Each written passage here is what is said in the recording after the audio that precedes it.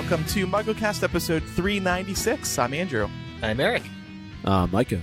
And we have one of our Slug Club members on the show this week. Hi, Jamima, down under in Australia. Hello. Hi. That's a terrible accent, but hello. I deserve that criticism. Thank you. Thank you for staying up late to speak with us. We understand it's like 1 a.m. there now in Sydney. It is, yeah, 1 a.m. Sunday morning. Well, we appreciate you staying up late. You write for BuzzFeed, is that right? Yeah, I do. I work for BuzzFeed Australia. Very cool. What kind of stuff do you do for them? So I'm the lifestyle editor, so it's mainly like food and travel and health and that sort of stuff, but we're a pretty small team, so we can kind of cover entertainment and celebrity and all that sort of stuff as well, which is what I'm pretty interested in. Cool. Very cool. So, yeah. And you obviously are a big fan of Harry Potter. Do you ever write Harry Potter stuff for them? I do, yeah. I'm there's like a couple people in the company who it's like when something big Harry Potter happens, it's like, oh, we're the people who are going to write it up. So, yeah, I'm the Harry Potter correspondent for the Australia office. I hear, even like online media outlets aside, I hear from people who are like, yeah, I'm the designated Harry Potter fan in the office. Even if it's not work-related, people just go to a certain person for Harry Potter info, you know? Well, Micah is that at his office, aren't you, Micah? Somebody's, you were saying before the show, somebody's asking you if that History of Magic exhibit is family-friendly. Yeah, literally, I got a text just before we sat down to record with a link to the exhibit here in New York, asking me, one, if I had gone yet, which I haven't, I'm planning on going, but two, is it kid-friendly? So, yeah. Mm-hmm. Get a lot of questions like that. The short answer we decided is no, it's not kid friendly.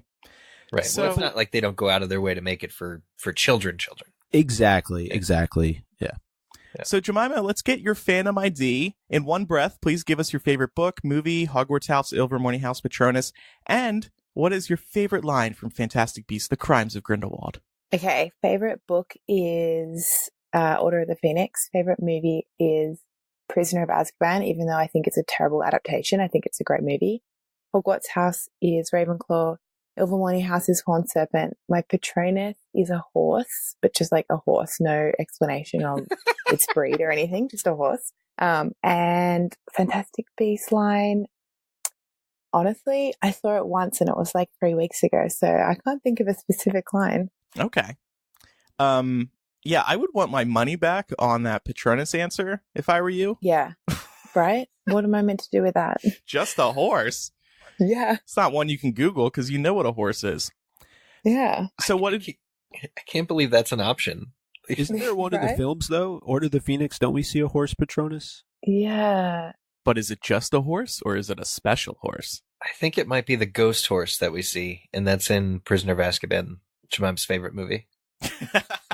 But yeah, like the horses, there's like 15 different breeds of horses, marsh hare, different styles, and you just got a horse. Oh, I know. Yeah. I'm playing Red Dead Redemption. I see all the horses.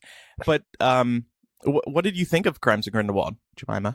Okay, so I feel like I've gone back and forth on what I think about it, from like loving it to hating it, and I think I've kind of settled on I enjoyed it. And in theory, I like everything, but I feel like in practice, it didn't really work out well on screen. Okay. I just think there was like way too much crammed into it. And like, I understand that it's only the second movie in 5, so we're not going to have all the answers, but it just sort of seems like way too much was trying to happen. I feel like it would be way better as like a series or something if this has to be on screen and it can't be a book. I feel like a HBO series would be a much better way of getting this across. Yeah, I agree with that because J.K. Rowling just needed more time, right? So we're going to talk about some theories today that our listeners have had regarding the film, and we also have more voicemails.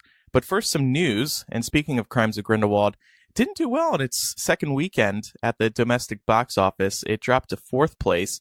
It was a 52.7% drop in revenue between week 1 and 2. It's a pretty bad drop, you guys. Like, that's not good.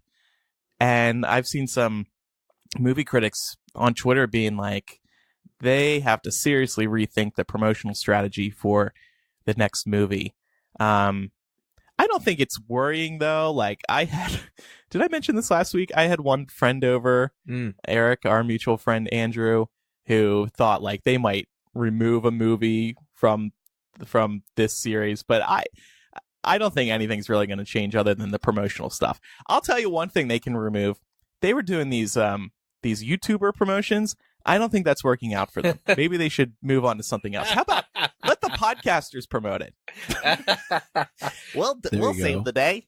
Why not? Yeah, let us. We got experience. We've been doing this 13 years, longer than Fantastic Beasts has been around. You guys, we're not influencers. Nothing we say matters to people. We're going to go see this. We're not influencers. You're right. We're just podcasters. We don't have Instagrams. We're not attractive enough to get the likes on Instagram. That is a good point, though, and not to like just shit all over influencers. But yeah, they had a whole team of those people. Not only the first go around, which was concerning, but the second one, there was like twice as many people. Everybody met JKR. Everybody went to this set.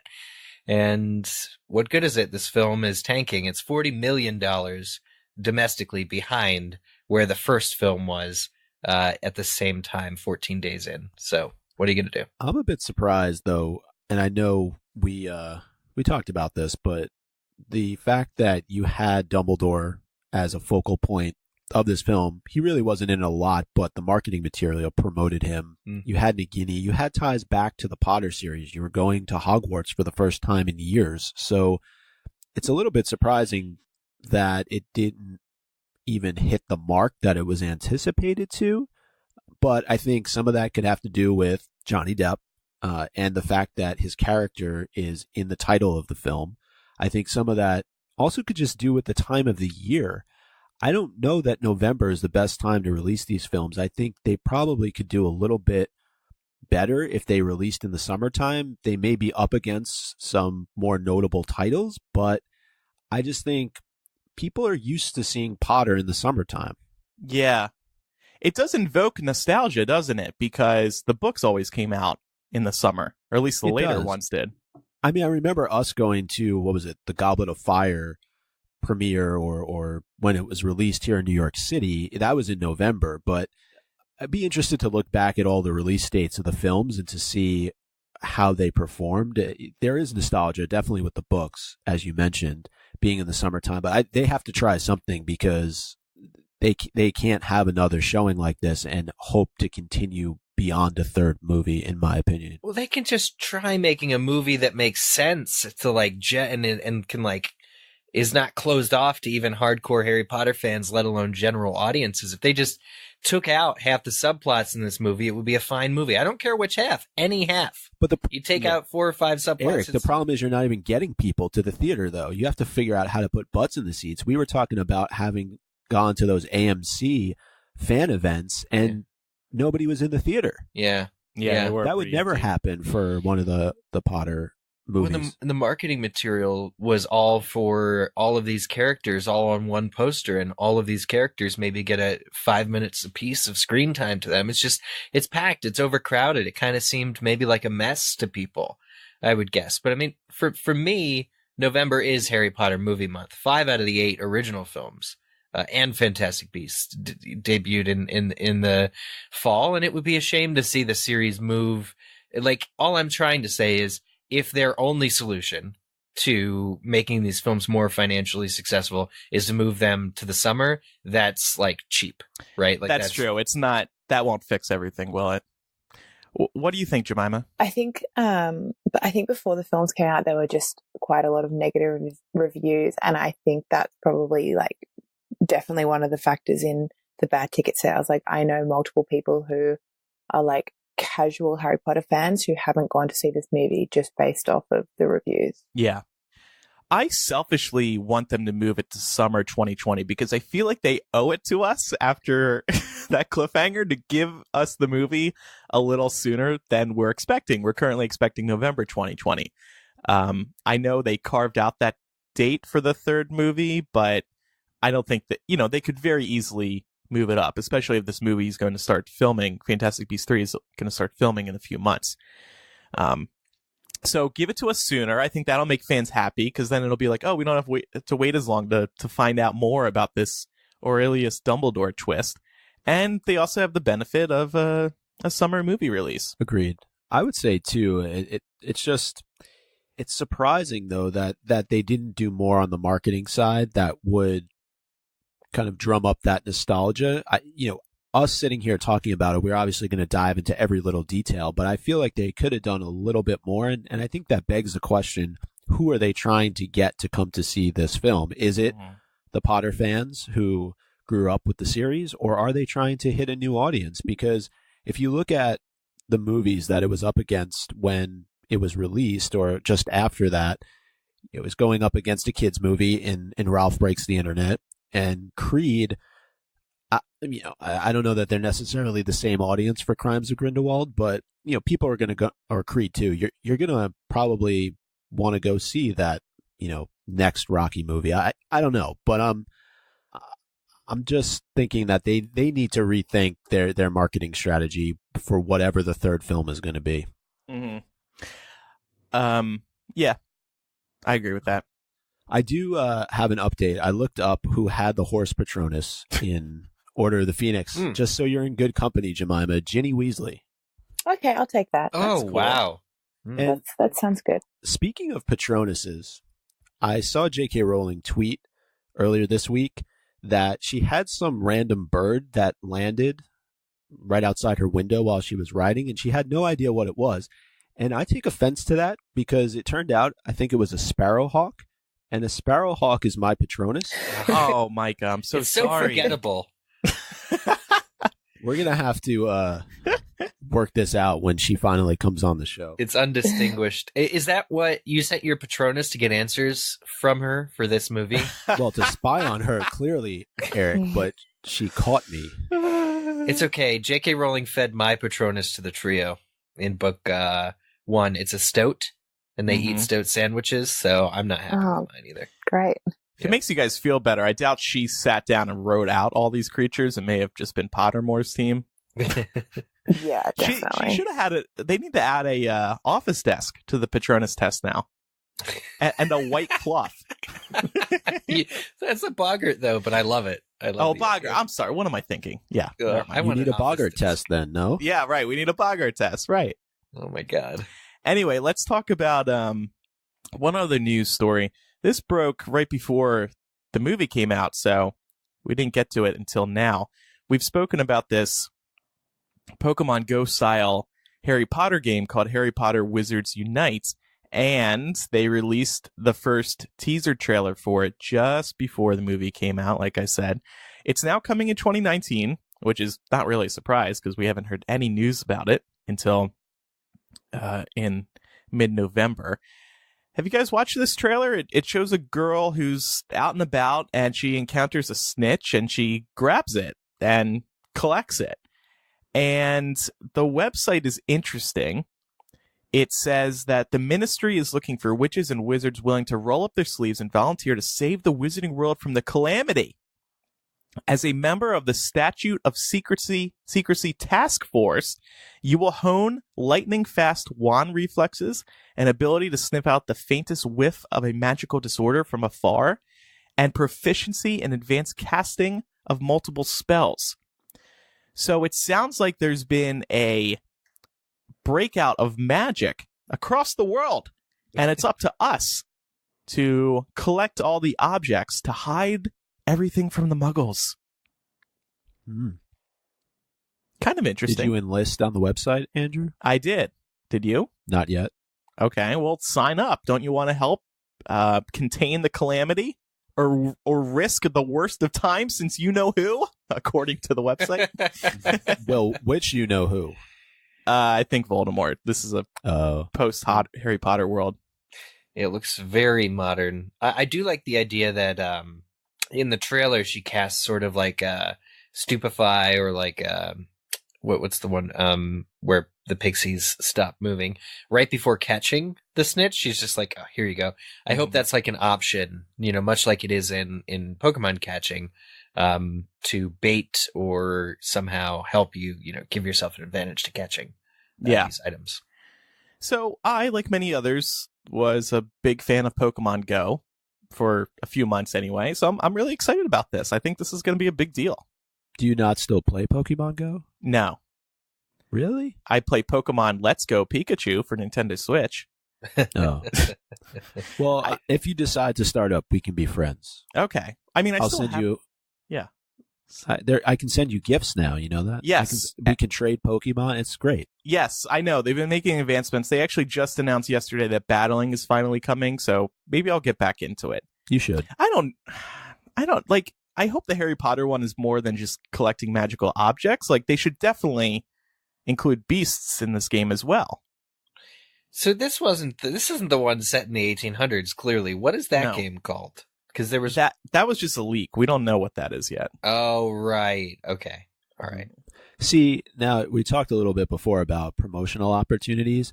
You have the tie, right, with Niantic between Potter and Pokemon, right? So if around the release of Fantastic Beasts, what if you just included some beasts in Pokemon Go and you could advertise the movie that way to millions of kids around the world who play that game every single day? You know how many Pokemon fans would be pissed that Harry Potter creatures were coming into Pokemon? I would be pissed. For a limited time only. So that would ruin the sanctity. I think it's a great marketing idea. Yeah. If anybody's listening, I think they should do it. They would get that movie in front of way more kids than it's in front of right now. That's as good of an idea as that's as good of an idea as it was to make Sprint stores official Pokemon Go locations. Anyway, so it is the holiday season right now. This is our first episode of December. And earlier this week, I spoke to Lora Sauls, the manager of entertainment creative development at Universal Orlando, to learn about what's going on at the Wizarding World of Harry Potter during Christmas time. And we spoke over the phone, and here's that interview. Hi, Lora. How you doing? I'm great. How are you? Great. Thank you very much. Thanks for joining us on MuggleCast. Awesome. Thank you very much. I'm excited. Yeah. So it's Christmas again at Universal Orlando, including within the Wizarding World. Can you give us an overview of what's going on there and what might be new or different? Well, we're very excited for this holiday season here at Universal Orlando, especially the Wizarding World of Harry Potter, and how magically that all of those properties get changed over with Christmas. In the Magic of Christmas at Hogwarts Castle is definitely a must see. It happens after night falls in Hogsmeade, and then all of the beautiful magical decorations in Hogsmeade as well. One of my favorites is the hot butter beer.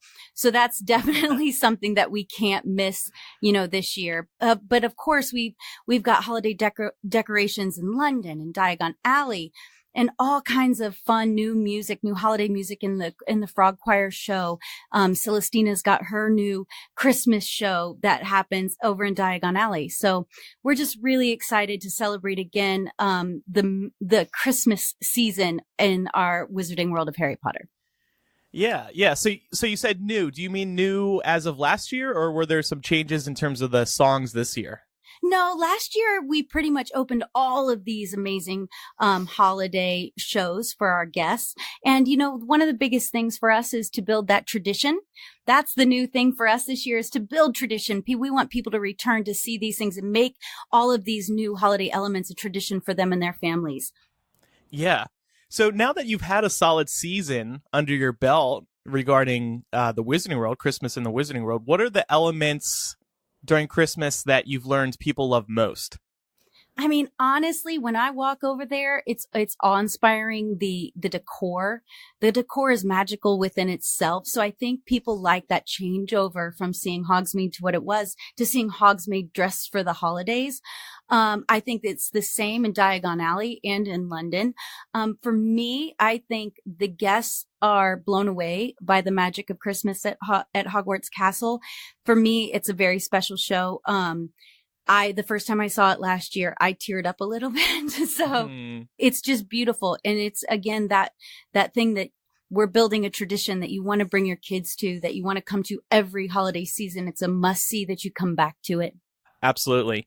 I had a question about the songs that are performed in both lands. They're definitely one of my favorite parts of what you guys have going on during Christmas. How were those initially chosen and developed? Because especially with the songs over in Diagon Alley, I mean, those are completely original songs that we'd never heard before. Right. For our Celestina show, that's one of the cool shows that we get to kind of develop with our partners in WB and J.K. Rowling's group. We get to develop those together, and we have amazing composers that we bring in, that we brought in for the first version of the Celestina show that we bring in to compose those songs. But again, making sure we're in line with everything that JK started, right? And Celestina's whole, her canon. So, that's an awesome opportunity that we get to create those songs for Celestina.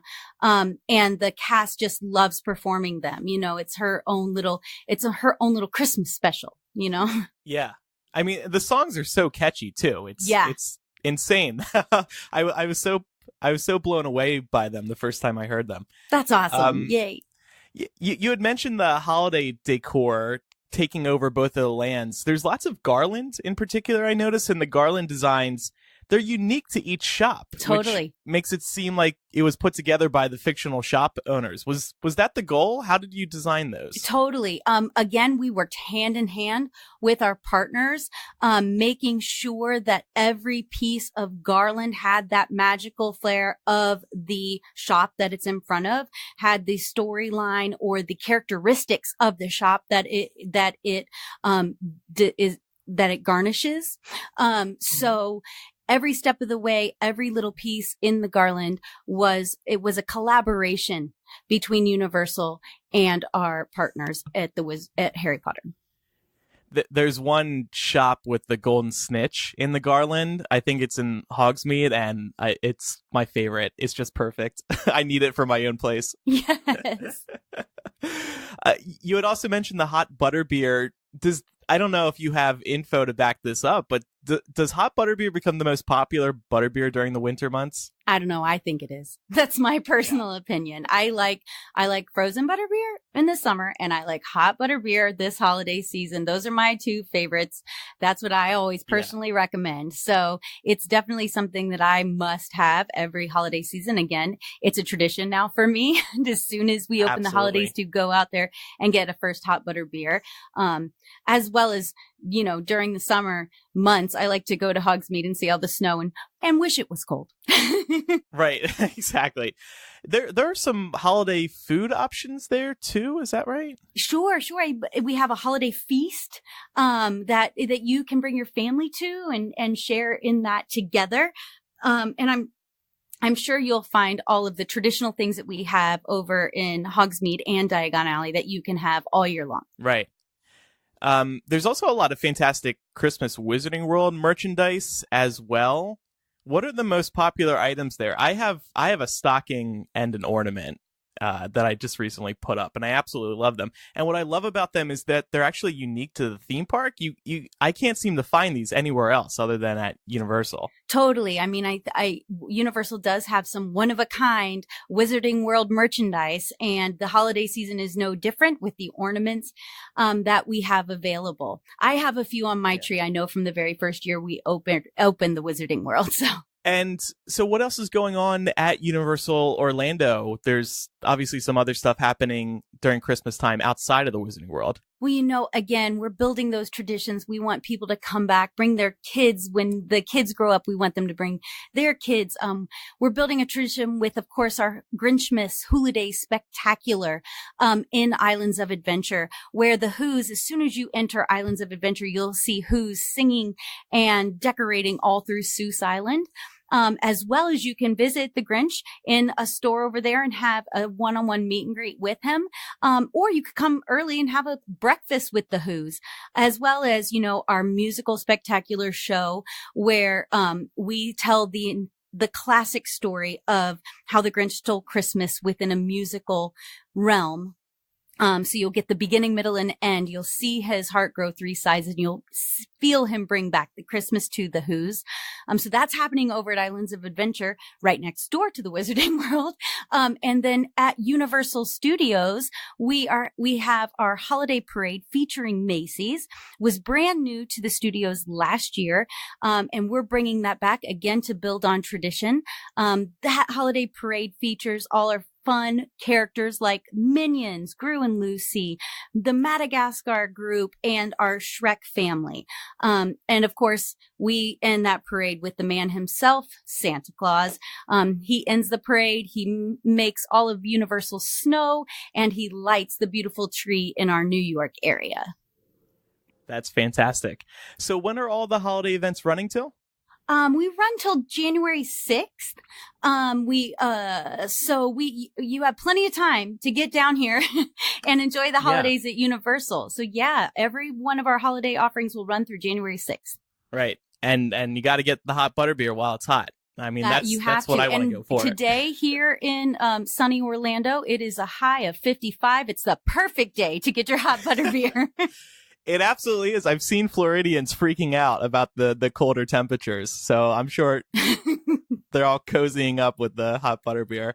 Awesome. So we'll go to universalorlando.com to learn more, buy tickets. Totally. And, see everything you have to offer. Thank you so much, Laura. Oh my gosh. Thank you. Happy holidays. Thanks. You too. Bye. Okay. So now it is time to discuss some Crimes of Grindelwald theories that we have. We wanted to focus on Aurelius Dumbledore. We have a few potential explanations for Aurelius, and then we have some other theories as well. We got these from our Patreon supporters. Who wants to lead this? Micah, Eric? Yeah, I'll try. I don't know how far I'll get, but we'll see. Host challenge. Can you make sense? I hope you make it. I hope so too. But no, I'm just saying there's so many different directions that this discussion can go off in. But as you mentioned, Andrew, I think that just given that cliffhanger at the end of the film, we want to talk more about Aurelius Dumbledore, and we're going to dedicate pretty much this entire episode to him. And one of the main theories that we've seen out there following the film is that Ariana's obscurus is actually attached to / living within Credence. And I pulled a quote from the script book from Grindelwald at the end of the film, and it seems a little bit vague who he could be talking to. He says, "You have suffered the most heinous of betrayals, most purposefully bestowed upon you by your own blood, your own flesh and blood. And just as he has celebrated your torment, your brother seeks to destroy you." And so, wanted to throw the question out there, could this be Grindelwald talking directly to the obscurus as opposed to talking to Credence? So with the first half of that sentence, yes. The most heinous of betrayals, most purposely bestowed upon you. But then with the second sentence, I wouldn't really think so. And just as he celebrated your torment, Dumbledore didn't celebrate Ariana's torment. I think the question, the angle of this theory that I've seen is that because Dumbledore has that line on the bus with Newt about if a brother or sister exists for Credence, they would be able to somehow take the place of the obscurus, or like remove the idea that Ariana and Credence were brother sister. Maybe like the obscurus was transferred into Credence. Maybe Dumbledore oversaw that or something, and then that would shed light on why Dumbledore's like said to be celebrating the torment, because like he saved Ariana, but we know Ariana didn't make it, so I don't think it necessarily tracks. What do you think, Jamima? Yeah, I find this all extremely confusing. But I really do like this theory, as in like somehow Ariana's obscurus got into Credence. No idea how it would have happened, but it does kind of connect some of the dots here, I think. Mm-hmm. It wouldn't surprise me if J.K. Rowling was doing some wordplay here with this particular line. Maybe Grindelwald is talking to both Credence and Ariana within him. So that first sentence, he's talking to Ariana, and then the second sentence, somehow he's talking about Aurelius. Could Albus have possibly been happy that Aurelius died on the boat? I mean, we assumed that Aurelius died, right? Because if the baby wasn't switched, he would have died. So maybe Albus was somehow happy, but that doesn't make sense. So you're thinking that possibly the shipwreck was like a hit on his life? No, I'm not saying it was a hit. I'm not saying it was a hit. I'm just saying it could be, though. Why we don't know. Yeah, somebody hired the iceberg beast to go and crush that ship. Dumbledore did. You know what? I don't want a younger brother. Go and kill him. Also, the second part of that statement could just be Grindelwald lying when he's talking about the fact that his brother has celebrated his torment and seeks to destroy him. Yeah, True. I think that might be Grindelwald trying to get Credence or whoever he is to fight against Dumbledore. I think that's him trying to rile him up and be like, hey, Dumbledore's like treated you really badly. Maybe you should go kill him. It's a great point. Mm-hmm.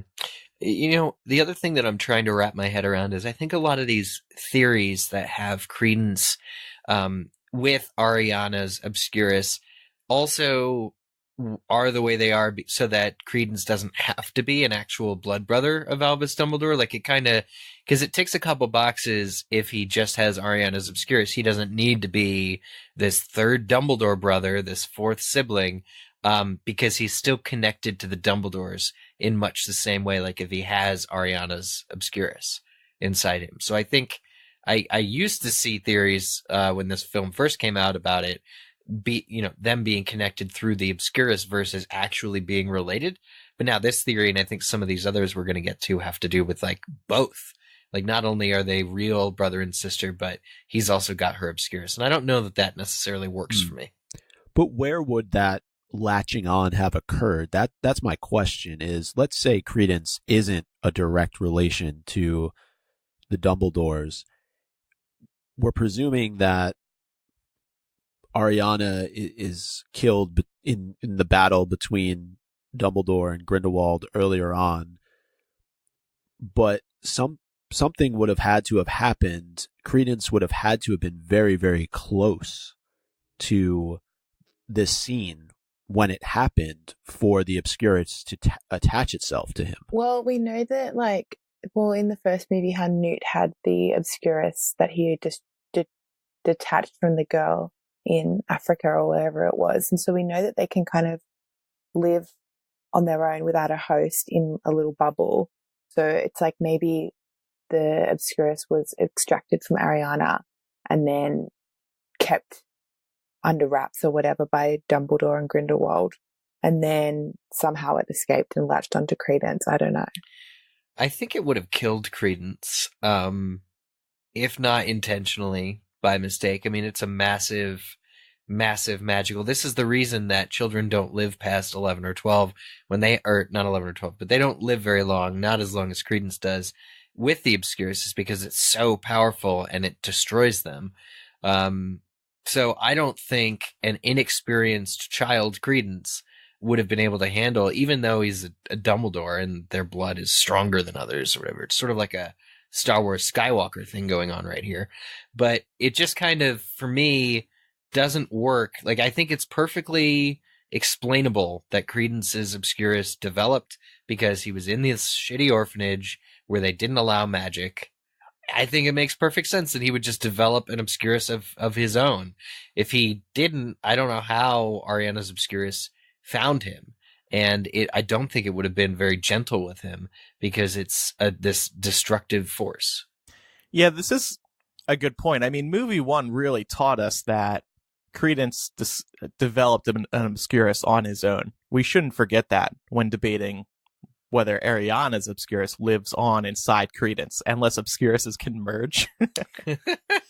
I'm picturing the Harry Voldemort face meld. Yeah. Oh God. Oh God. Please don't do that again, David Yates. I think that leads well though into the next point here, where Dumbledore is talking, thinking back to movie 1 and the fact that Grindelwald goes to New York as Graves to try and track down this obscurus. Dumbledore at the same time has sent Newt there under false pretenses, as we learn in this movie. So clearly they're both trying to track down the same person, the same obscurus. So that's why I'm a little bit wary of what he says to Newt. He says wherever Credence is in Paris, he's either in danger or a danger to others. We may not know yet who he is, but he needs to be found. Now, is this classic lying Dumbledore where, thinking back to all the BS he threw Harry's way, where he knows more than he's leading on? Yeah, I think so. I think that's like, you can't have a movie with Dumbledore in it without him like playing us. Mm-hmm. Well, this is also sort of, I think I saw a comment over the last week. It was an interview with David Heyman, but this is Dumbledore becoming that guy who eventually has to lie to Harry all the time. So maybe he is not being completely manipulative or lying. Like, I don't know. I want to believe in Jude Law's Dumbledore that he's at least maybe partially telling the truth or not lying constantly. If he's lying his face off, then that's fine. But there's also not much room for him to grow into that character that lies his face off. Yeah. Yeah. But he explicitly says we may not know who he is yet. Yeah. But he needs to be found. But does the movie give you any indication that Dumbledore does, in fact, know who Credence is? Because I know Grindelwald suggests it, but Grindelwald could be lying. No, not really. To me, this could also be Dumbledore just realizing that in this moment, he doesn't have time to explain this whole situation to Newt, because they are kind of on the run in the scene. They're avoiding people noticing him. He brings down that fog. So he just doesn't have time to explain it all. And I think from a moviegoer perspective, it makes sense that J.K. Rowling isn't ready to dump all this info on us. Yeah. But there's no way that Dumbledore doesn't know that he has a brother, right? And Grindelwald does. That just, to me, that's way too much of a stretch. I agree. Well, I mean, Grindelwald could be making it up. The thing with Dumbledore and Lita, the very lovely scene in this movie, didn't mention a brother at all. He talked about losing a sister. Maybe that was all he had. So, Well, here's a comment on Patreon, people listening live, from Katie Hiley. She says, interestingly, I'm not even 100% certain that Ariana had an obscurus anymore. Joe never actually stated that. We're assuming it based on tweet likes. It's true, but it makes sense. This is somebody who had to suppress her magic, and we know that Fantastic Beasts is a story about Dumbledore and Grindelwald. And why did Dumbledore and Grindelwald fight? I mean, a lot of this comes down to Ariana, and I think it would be J.K. Rowling would be missing a huge opportunity if Ariana was not an obscurus. So, but yes, Katie's right. We're only thinking that this could be legit because of the fact that J.K. Rowling had liked a tweet when somebody was like, "Is Ariana an obscurus?" And Eric, we also had another comment from Jessa Hay. Yeah, this is going directly about what we were talking about regarding Grindelwald and Dumbledore. If Grindelwald knew about Ariana's obscurus being in Credence from the battle between him and Dumbledore where Ariana died, he may have been interested in finding the obscurus again. This would make Credence not an actual Dumbledore per se, but Grindelwald views him as a Dumbledore because of the same obscurus that was in Ariana. Credit to Dylan Kickman from Elite Daily. So other people are talking about kind of Credence not a brother, but the obscurus is Ariana's, so he's kind of like a Dumbledore.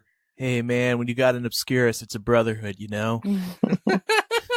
You're part of the club. You're part of the group of people who get it. It's just what I didn't include in the doc here, but there are plenty of people screaming about how the math and the timeline does not add up. And Kendra Dumbledore was, I think there were 8 years difference between when her husband was jailed and when she would have given birth to Credence. And Ariana herself would have been like way older than Credence and younger than Albus and things. This whole McGonagall thing that's going on in the movie makes me lose confidence that any dates in this film are actionable and that we can actually use dates to inform our theories. So I'm just lost when it comes to, like, could Ariana have even been Credence's mother or sister, or, you know, I don't know how it all works. I've been thinking about something, and I want everyone's opinion on this. When we were reading the Harry Potter books, we obviously had a lot of questions about where the story was going to go. Were we confused, or were we just in the dark about what's happening in the future? Because is the problem that we have forgotten what it's like to speculate over J.K. Rowling's Wizarding World? No. No, I think it's different. I don't know. I'm gonna disagree. I think Really? I think we were asking these same types of questions before the final book came out. We had a lot of questions. Well, And I think once the movie series is complete, we're going to look back on this movie and be like, oh, okay, this happened to lead to that. Mhm. I just don't think it'll be this bad once we see the full series. the key difference, though, is you had actual text to reference. You had, when you're looking at Deathly Hallows and thinking about what's going to happen and theorizing, you have 6 books of material to base it on. With these films, you don't have an entire story to look back on to be able to theorize about and to be able to provide a little bit more context to what's going on. I think that's the biggest difference. Like, that said, if we would have started this podcast right around the time Sorcerer's Stone was released, then yeah, maybe we would be in a little bit of a similar situation. But Right. However, I think it's all about the writing. And J.K. Rowling does an amazing job in writing the Potter series and leaving clues along the way. I think it's similar here, but the difference is you only have 2.5 hours of material to work with as opposed to a 400-page book. I'm just coming to peace with the situation, with being so in the dark on so many questions. It just reminds me of the books, what we were doing with the books. And yeah, like you mentioned Sorcerer's Stone. Imagine if we were, had MuggleCast when Chamber of Secrets came out. We wouldn't have much to work with there. But in the books, there's this very real commitment to not contradicting previous information. It's true we were in the dark. We were very, very, very in the dark. But it was all leading to something. It was all building to something that seemed consistent. There are so many things in the second film that don't even track with the first film in the series. Character motivations, and there's just no real coherence, and there's no guarantee. It really doesn't seem like J.K. Rowling is paying any attention to not only to what she's written in the Harry Potter books before. I'm not the kind of person who complains about these films not stacking up with Harry Potter, but it doesn't even stack up with Fantastic Beasts 1, in my opinion. So it's very, very messy. And additionally, films or books should all stand on their own. They should have the ability to stand on their own. This film does not. It doesn't. It's in between movies, and this film is just an astronomical failure on a bunch of levels. That I think our confusion is not at all the same as what it used to be when we were between books. Okay. All right. Just wanted to push back. The other question, though, to go off of what you said, Andrew, is should we be even trying to draw the threads between this series and the Potter films, or should we just let it exist on its own? No, I think we should connect it to Harry Potter. Absolutely. I mean, what's the fun in all this if it's not? And I think J.K. Rowling feels that way as well. But doesn't that bring more pain and suffering? No, not for me. Anyway, I'm okay with everything right now.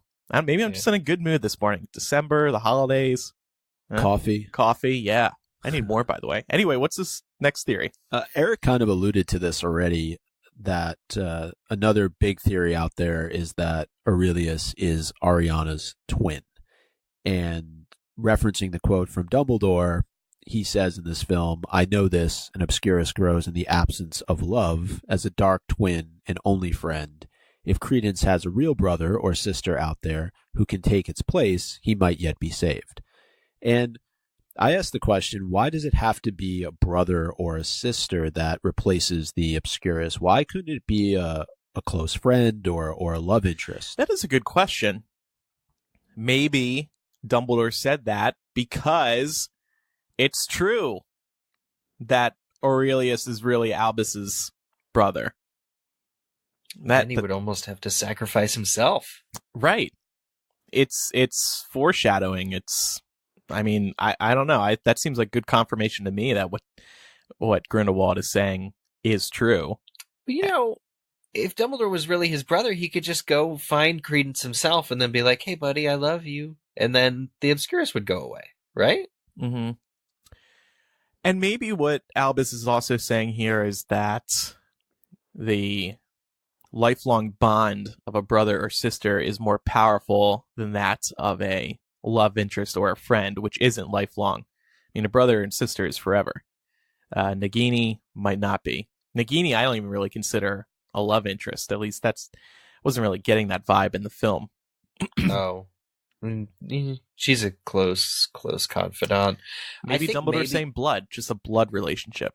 Yeah, either that or he's saying brother because that's what the prophecy says. Like as far as the Rita Lestrange prophecy that Newt is going off of is like talking about a sibling connection. So Dumbledore's just using that to as an example. Maybe there's more than just maybe you don't need to be a blood brother to help somebody out of an obscurus. It's weird because we're working with different understandings of what the obscurus is and how common they are. In the first film, nobody in America was willing to believe that an obscurus could even exist because it had been centuries since they had seen one. Meanwhile, Newt saved a girl in Tibet, or tried to, just the other week, and Dumbledore's little sister had one, and everybody's got one in the UK.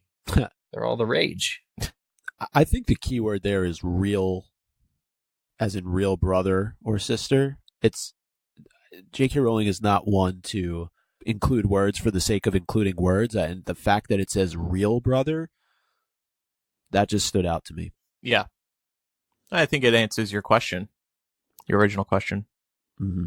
What do you think, Jamima? Yeah, I'm just looking at this quote and it just feels like you can kind of really tell that Dumbledore feels guilty for like not being that real brother for Ariana. Like he really feels like it's his fault that her obscurus got so out of hand. But I just can't buy into the idea that there was a whole nother brother that we never heard about that was there the whole time, or that, Dumbledore knew about. Yeah. I'm glad you mentioned that because that relates to the questions we ask next here. I mean, and they're funny questions to ask. Why have we never heard of this Aurelius Dumbledore? Why did Rita Skeeter never report on Aurelius in The Life and Lies of Albus Dumbledore? Which, by the way, I have that art from Mina Lima of that book cover. I love it. And now it feels relevant again because Dumbledore is such a mystery. Search it for clues. Yeah. It's just the book cover. I can't look for the Oni hidden in the back. Oh my God, Credence Barebone is on the cover, very small. It's been true all along. I will say it doesn't bode well for Credence. That's maybe the biggest thing about it, is that we've never heard about this guy before. And that's why the first thing I tweeted after seeing this movie was poor Dumbledore, because that means he loses a sister and a brother. There's no way he's still alive by the time we get to the Harry Potter series. He has to die by the end of the series. Maybe he's living in the same place where Saul Goodman is from Breaking Bad, just incognito.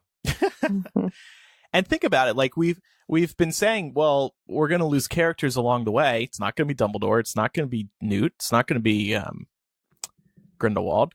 Could be Jacob. That would be really sad. Yeah. It's highly likely it's going to be Credence as well. Yeah. Wouldn't it be funny if it was Dumbledore, though? Oh my God, could you imagine? We would all quit the fandom. MuggleCast would be over if she killed Albus. We couldn't go on J.K. Rowling's after that. Just like, yeah, actually he dies now. Oh wait, he lives through Harry Potter? Damn, I forgot about that. She's not checking her work. Nobody's keeping her in check. Bring back the woman who was stealing all of her stuff. But yeah, that is one of the biggest questions. Why have we never heard about Aurelius before? But as I brought up on an episode or two ago, the Dumbledore family has always been a mystery. So it does make sense that we haven't heard of him before. Maybe, but Rita's work seemed pretty extensive in Deathly Hallows. Despite her reputation, she got a lot of stuff right. Mm-hmm. Here's the other thing, though, guys. I am certain that Aurelius Dumbledore did not exist before J.K. Rowling started writing the Fantastic Beasts film series. No way. There's no way this has been in J.K. Rowling's head all this time. No, I don't think any of this movie was in her head. I know that she says that it was, but I don't know. Well, I think the larger parts of I guess I can't say the larger parts because then that means that this goes against what I just said, but I think the Dumbledore-Grindelwald battle and some of the elements of that have always been in J.K. Rowling's head. Yeah, and maybe sure. parts of Newt's journey. Yeah. Nagini? Not Nagini. No way. That was what she said was 20 years in her head. Oh, that's true. I just do not believe that at all. Like, come on. As if, like, there wouldn't be hints dropped about it in the series that we would have picked up on. Well, I think her name literally means Snake Woman. Could be wrong about that. I guess one other question is, if the Harry Potter Encyclopedia had ever been published, would info like this be in there? Yeah. And maybe, this is a crackpot theory of sorts, maybe, because we know J.K. Rowling was writing the encyclopedia for a time. She said as much on her website. Yeah. Maybe she was looking at this while writing and being like, I have all this wild info. I can't just drop this all in a book. I need to tell this story in a bigger format. Yeah. I don't know. And I happened to watch an interview, it was like a couple weeks ago, with her and Steve Clovis. It was following the release of the last film, and she talks a lot about Dumbledore in that interview and how she enjoys writing him. So it's not surprising that she is now really written an entire new series which is focused on him. I know Newt is the central character, but I think a lot of this has been in her head for quite some time, and now she's just getting it out on paper, on screen, and I'm confident that she's going to connect all these threads, and we'll sort of see the light once the final film is released. But to me, it all goes back to what happened in Godric's Hollow. Like, once we get inside of that house and see what happened, I think that a lot of these questions will be answered. Totally agree. I hope so. The other question about the twin situation was, why would he have been shipped off to America? Mm-hmm. This is a big question, because the likelihood of him having presented with an obscurus, like, let's say that Ariana and Aurelius, they're twins, they're born, and all of a sudden Aurelius gets taken and he's put on that ship, because he's maybe a couple months old at that time. So it had to be literally a few months at the most after he's born, and he's put on this ship to America. Is it to protect him in some way? Who's he being protected from? A lot of questions. Yeah, you would think it's going to be something tragic, because a lot of the Dumbledore, the history of the Dumbledores is tragic. And furthermore, what are the chances of having two children who are obscurials? And is it because the two of them were separated that this happened in the first place? I think a couple months old is way too young to even have an obscurus inside you. Right, but what I'm saying is because you separated these two twins at birth, is that automatically causing the obscurus to form down the line? No.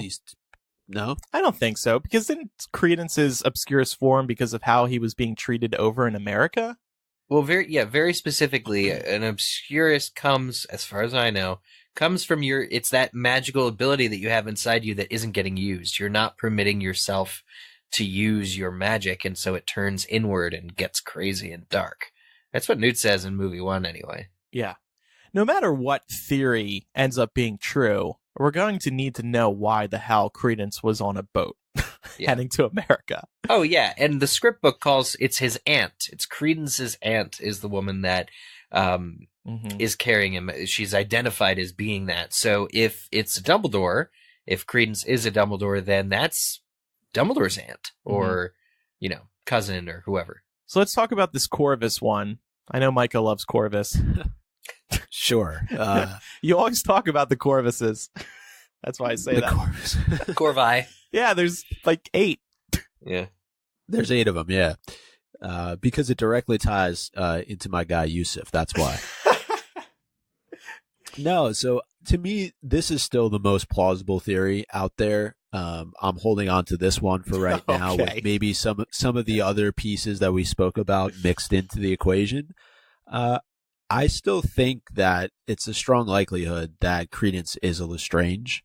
The main thought behind that is that we know that both Abernathy and Rosier go into the French ministry to get that book that details out the family's lineage and bring it over to the mausoleum. The main point is by doing that, they get all the characters into one place. However, are we to think that they didn't tamper with it in some way? Yeah, that's a good point. I don't know what they would have to gain from tampering with it, though. Well, Lita already seems to have a high degree of knowledge about her own family tree or history. Yeah. If there were egregious changes, I think she maybe would have noticed it, but the case can also be made that she's distracted at that moment. The more interesting thing is that Grimson killed Irma. That bothers me the most. That they had to sort of silence this older woman who would have been able to presumably interfere with whatever their plan is.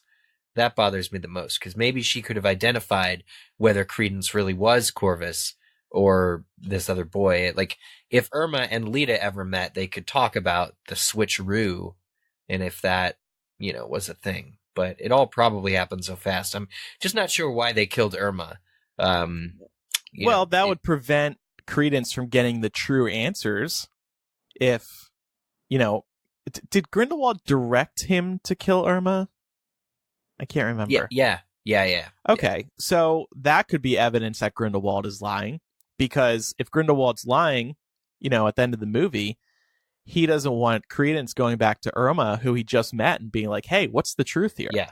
Yeah, the whole reason Grimson was had to get himself assigned to track Credence was so that they could guide Credence to this woman and then kill her and claim it was a mistake. What is my truth, Irma?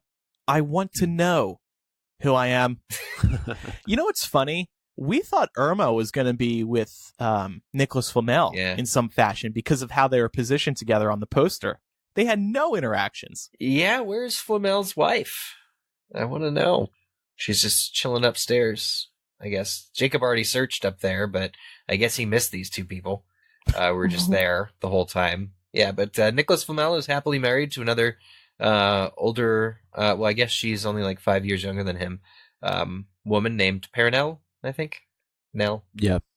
And what's this final theory? There's just going back to this Corvus Lestrange, I know we've talked about it a lot on other episodes, but it is worth reiterating the fact that the Lestrange family line continues in some way. So Corvus can't be the last living member of the Lestrange male bloodline. It would be impossible. Right. Mm-hmm. So either that's a big plot hole that needs to somehow be filled, or something that happened in this film isn't what it appears to be, which is probably more likely. Also, the bit about Yusuf, right? He made an unbreakable vow with his father that he would extinguish the Lestrange family line, and yet he still seems to be beholden to this vow in some way. I don't know how you're alerted to the fact that the vow is no longer valid, but if this kid had in fact died, let's say 20 or so years prior, then you would think that Yusuf would not need to be on this manhunt. Also, why the hell would you take that much time to give that much backstory about the Lestranges if it's all irrelevant? Yeah, that's true. Yeah. The Lestrange name is too important for this to have been a plot hole. J.K. Rowling has this area mapped out perfectly. Yeah. I assume. Also, speaking of the Lestrange name, because I happened to see this, I forget if it was in the Facebook group or over on Patreon. Why did Lita end up at Hogwarts? Yeah. Oh, yeah. It's a big question. She was born in France, spent her childhood there under the Lestrange daddy, and then moved to America when she was young. Maybe she wanted to go to Hogwarts, like many of us. Oh. But why not go to Ilvermorny? Beauxbaton? No, yeah. Or Beauxbaton, the French wizarding school. Because Hogwarts is the coolest. That's another clue. Why did her family move to England? To live in Godric's Hollow next to Dumbledore. Probably. So here's a theory that I just love, with very little evidence, but it's pretty cool. Claire on our Facebook group, hope I'm saying that right, questions whether Credence is Ariana. Here's a theory. She said, I don't know exactly how it would all fit together, but Ariana's name means silver in Welsh, and Aurelius means gold in Latin. Dumbledore and Flamel were both known to have worked on alchemy together, e.g. turning base metals into gold. ... So the theory that Ariana, whose name means silver, and Credence, whose name means gold, that Ariana was somehow transformed into Credence. This also works with the obscurus theory that just, Ariana's obscurus is now in Credence. But if Ariana is somehow still alive as Credence, that would be very interesting, twisty for me, I think. What about you guys? Yeah, and it certainly helps explain why Flamel is in this movie. Yeah. Oh. It would also mean there's no extra Dumbledore sibling. It's just that Ariana is now a brother instead of a sister. Very progressive. It's an interesting theory that I'm interested in finding more evidence for. Mm-hmm. I think the theory that you have further down here from Tiare is another real possibility, and I think would probably blow a lot of people's minds if it ends up being true. So let's talk about that. So Tiara said, my boyfriend has seen the HP movies a few times because his mom loves HP, but he has not read the books. After we saw Crimes of Grindelwald, he told me that he thinks Dumbledore and Grindelwald didn't just combine their blood to make a blood pact, but they somehow magically combined their blood to make Credence. How two men could make a baby with magic and how they would put it into a woman's womb, I hope with her consent, I don't know. But this could explain how a person related to Dumbledore came into existence without anyone knowing. Talk about progressive. Life on progressive. Well, we do see this blood pact object kind of come into existence out of nowhere, so maybe a human can too. Why the hell not? Yeah, I love this. It's crazy. I have no idea how it would work, but I love it. Do you love? That's interesting that you love it. I mean, you're comfortable with J.K. Rowling just creating humans out of blood? Yeah, well, I mean, this second film was like full of magic that we'd never seen before. That was just like, oh, well, this is convenient. Suddenly there's a spell that can do this. Suddenly everyone can do like all this magic that we've never seen before. So why not two men make a baby? Yeah, from time travel powder to two men baby making. I will say it kind of reminds me of the cauldron in Goblet of Fire where Voldemort gets his body back. Oh yeah. You do need a soul for that though. So Credence's soul had to come from somewhere. Maybe it came from Ariana. I don't know, but that's a possibility. And then the other thing is that how crazy would it be for J.K. Rowling? She shook the world 10 years ago when she announced that Dumbledore was gay. What about 10 years later when she announces that Dumbledore made a gay baby? made a baby with another man. How does that work? It's magic. Wow. Just another reason so many gays want to go into J.K. Rowling's Wizarding World. It just doesn't... I mean, I think this is interesting for the sake of speculation, but otherwise I think it would be a little hard to believe. Yeah. And we don't know what the consequence of breaking that blood pact looks like right now. Right. I mean, could it be that it would destroy Credence, potentially, if in fact he is their child? Remember also that we were discussing how it seems like, according to the script book, the screenplay, Dumbledore regrets making that blood pact. So that would mean he regrets the existence of Credence, doesn't it? Potentially. Yeah, if the two are limited, or related. That would be super dark. Because that is a blood brother of his, if we're believing this theory. Right. I do like what Claire did, though, too, kind of going into the etymology of the names of Aurelius and Ariana, silver and gold, twins, that sort of thing. So I think there's a lot there. There's a ton of stuff to dig into. And yeah, this is what happens. We end up with all these types of theories when we have absolutely no idea what the hell is going to happen. Mm-hmm. One other theory that one of our patrons wanted to point out was the McGonagall story. Jackie wrote in with this. She said, Professor McGonagall's timeline is interesting. The theory article that was posted by Hypable on the MuggleCast patron Facebook page is onto something. We all just assumed from 2 comments that she was born in that specific time. We were never actually given a true year. Yes, we have the date from Pottermore, but not the year. So Lucas was on the show a couple weeks ago telling us what he thought of Fantastic Beasts because he saw it really early, and then Micah was teasing him last week. Very mean of you, Micah. But so Lucas has been studying this McGonagall birth date, and he did write a very long article for Hypable citing a lot of information from Pottermore, which actually kind of suggests that maybe we've been too quick to assume that McGonagall was born in 1935. And the short version of his theory is that he put together a timeline where McGonagall actually could have been born in 1889, and he believes that McGonagall didn't teach at Hogwarts for the number of years that we thought concurrently. So we think, he thinks, and now I think, that McGonagall actually took a break from teaching at Hogwarts for a while. She was trying to raise baby Voldemort, clearly. There's just a few different areas on Pottermore where J.K. Rowling hints at McGonagall's age, and it suggests that McGonagall and Dumbledore were friends when Dumbledore was teaching Tom Riddle, that alone pushes her birthday back to earlier, because why would Dumbledore and McGonagall be friends in the 40s?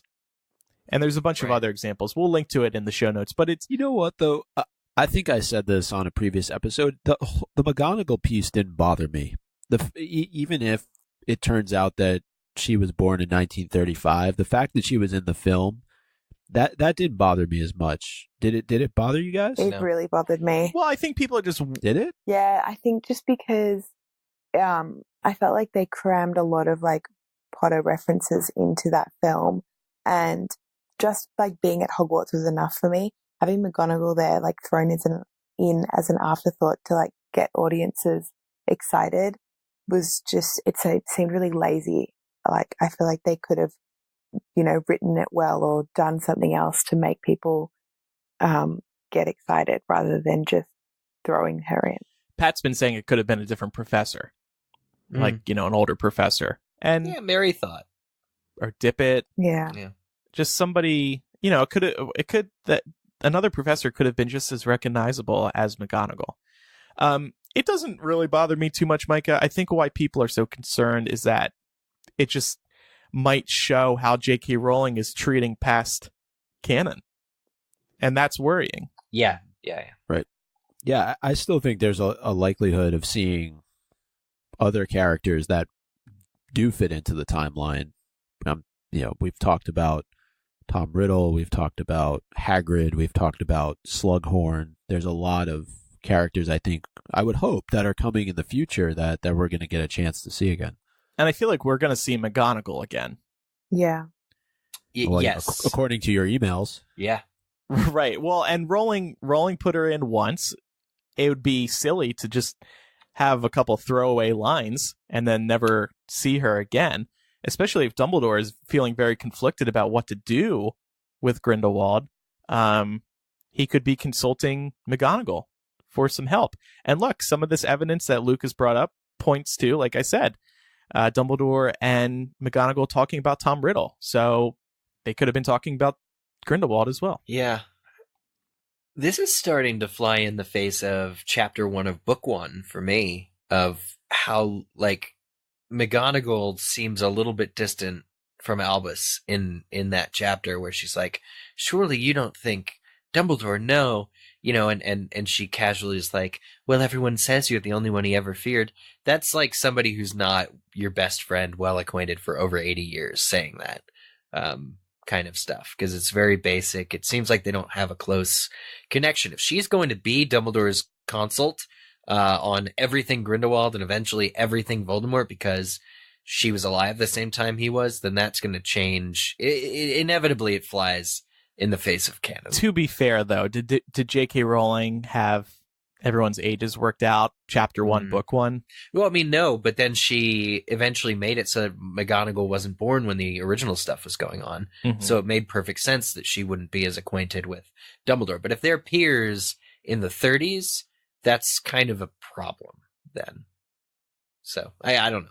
One more theory to discuss today. Bridget McAdam pointed to John Granger's as Queenie is a double agent theory, and Granger doesn't necessarily elaborate on how or why this theory exists. He's simply covering some deleted scenes we know exist. He did a great piece on the deleted scenes that we've seen in trailers and promotional photos and behind the scenes photos, and we do see Queenie spending some time in the Ministry. And, you know, what is she doing there? John writes, she wasn't there just to have a meltdown in front of a clerk. Do you think she heard Abernathy in his woman's disguise and holding the Lestrange family tree book and walking to the elevator with Rosier? Because, like I said, in the trailer, we do have the shot of Queenie in the Ministry. John says, hence her walk about the Ministry to do surveillance only this congenital legilimens could do. I could totally see Queenie being a double agent. Yeah, me too. What did you make of Queenie, Jamima, in this movie? There's been a lot of debate about her, too, because she seemed very different from the first movie. She did, and I definitely have some issues with that. I feel like actually all of the female characters in this movie, their one storyline was like the fact that they were in love with a man, and that was it. But that's beside the point. I feel like Queenie is smarter than being tricked by Grindelwald. Like, if she can read minds, I don't understand how that whole scene happened in the house with the tea and everything like that. So I can totally see her, like, pretending that she doesn't have that power and pretending she's just a ditzy blonde who is being sucked over to the bad side. Yeah. I think that's a great question, though, is Queenie essentially the Fantastic Beast version of Snape? That would be cool. Yeah. And is she? Yeah. And I keep talking about from moviegoer perspectives. From a moviegoer perspective, it would be a good payoff to see Queenie. You know, she's scaring us right now. She's disappointing us, but maybe in movie 3 or 4, she's actually going to wow us. Remember that line, that comment from J.K. Rowling? How things seem by the end of this movie may not actually be true. True. She said something to that effect. Because the truth was omitted from this film for runtime. No, yeah. I just mean. Are we Queenie's... talking about like the very last scene? I'm talking about Queenie. Yeah, all of it. Ultimately, it's a much better arc for the character if she's a double agent than if she's just hoodwinked by Grindelwald like this. Mm-hmm. After experiencing the whole Graves thing for over a year. Yeah, she's so in love with Jacob that I don't see how Grindelwald could convince her that muggles are bad when she's so in love with him. Right. All right. That was fun. Thank you to the patrons who sent in some of the more interesting Crimes of Grindelwald theories. Of course, there's a lot more to be said in the weeks ahead. If you have any thoughts on any of these theories or you have a theory of your own, feel free to call us 1-920-3-MUGGLE. That's 1-920-368-4453. Leave a voicemail that's roughly a minute long. We can't really play long voicemails. Otherwise, we won't have time to fit in as many voicemails as possible. Or you can email it in to mugglecast@gmail.com or use the contact form on our website. It's time for some Quizzitch. Last week's question, according to the Crimes of Grindelwald screenplay/film, what is Travers' official position at the Ministry of Magic? And the answer is that he is the head of magical law enforcement. Pretty big role. Pretty big, solid role for him. And he tells Dumbledore himself what his role is. So, fairly big moment in the movie. The winners who got the right answer, Erica, and she also says, I don't trust him one bit because Travers is the surname of a future Death Eater. So there's that. The insufferable know-it-all, Valerie K, Michelle, where in the world is Kevin Steck, Vaping with Dad, Count Tortellini, a.k.a. Micah. Okay. Kate, Yasmin Miranda. These are getting a little out of hand, I think. No, they're not. Robbie Stillman, King of Kings, Kelly Loomis, and that is it. So thank you to everybody who participates. We do this over on Twitter. You've got to @reply MuggleCast, as well as use hashtag Quizzitch in your answer for us to find it. Next week's question is, what does Yusuf Kama mutter upon waking up while in Nicholas Flamel's house? Jacob overhears him muttering, and we see it in the film. I'm sure Micah knows the answer. Go tweet the answer now, Micah. You can be the first to correctly answer it. Big Yusuf fan. Don't want to take it away from anybody else. Good old Mr. Tentacles. By the way, speaking of trivia, the Amazon Echo is now doing Harry Potter trivia. What? Yeah, they just launched that like yesterday. I haven't tried it out yet, but it's like... Do you have an Echo? I do. Well, just get it. Just go and ask it. I mean, I will after recording. You don't want to do it on the air? No, it won't pick up on the mic. It won't pick up on the mic. But... Oh, isn't it portable? No, you got to plug it in. Oh, okay. It's some sort of partnership with Audible, I saw. Huh. So, Jamima, thanks so much for joining us, and again for staying up late. We appreciate it. No, of course. Thanks for having me. I've been listening to you guys for like 10 years now, so I'm super excited to be on the show. That's awesome. Well, thank you so much for your support. I just want to let all of our listeners know that later this month, patrons are going to be the first to hear some big news about MuggleCast. I don't want to hype it up too much because I don't want to set like expectations too high and then everybody's let down. But we have some exciting news. It's not an interview. I'll just say that. It's not an interview. It's something else regarding the show. And patrons are going to be the first to hear this news towards the end of December. If you pledge on Patreon, you'll be able to join us live as we record each episode.